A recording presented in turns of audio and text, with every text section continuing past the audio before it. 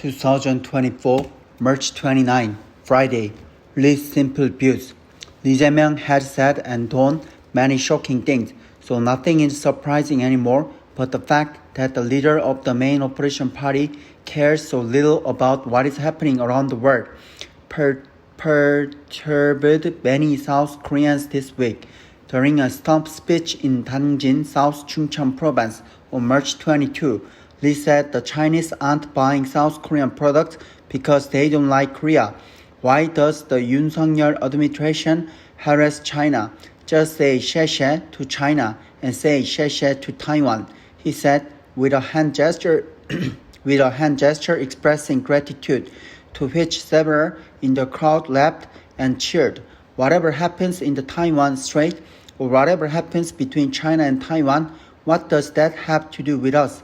So either he doesn't know that the potential conflict in the Taiwan Strait would directly affect security on the Korean peninsula as well as the South Korean economy, or he is pretending not to know ships carrying South Korea's major export and import items, including crude oil from the Middle East, pass through the Taiwan Strait and the Bash Channel between Taiwan and the Philippines. Thus, in the case of China's naval blockade of Taiwan, many South Korean industries will be paralyzed. If China invades Taiwan, U.S. forces in Japan and South Korea will be deployed, raising the chance of North Korean provocations or attacks on the South.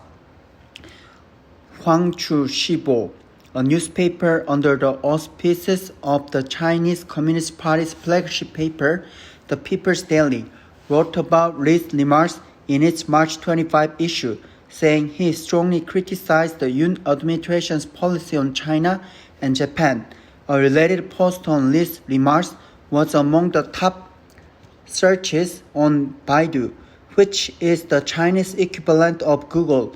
The articles on and video of Lee were met with countless Chinese comments praising Lee as smart. One can't help but question his view of the world.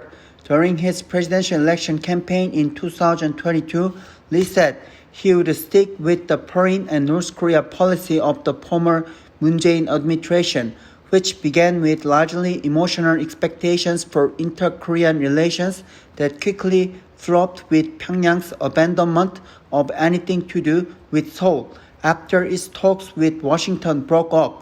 The latest decisions of Lee's party to join hands with the successors of a group that was convicted of plotting an insurrection also raised question marks and alarms.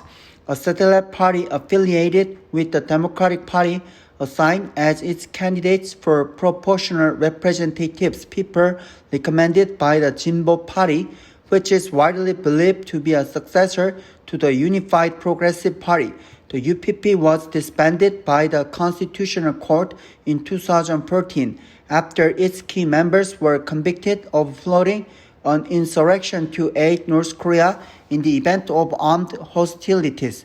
Also, 5 people who had strongly denied that the North attacked the South Korean Cheonan naval ship in 2010 are running on the Democratic Party's ticket in the April 10 general election under Lee's leadership. The bereaved families of the 46 sailors killed in the torpedo attack on the Cheonan demanded an apology from the 5 people during a memorial service on March 26, the 14th anniversary of the ship's sinking. Maybe Lee really doesn't care. He may think, what does any of that have to do with him?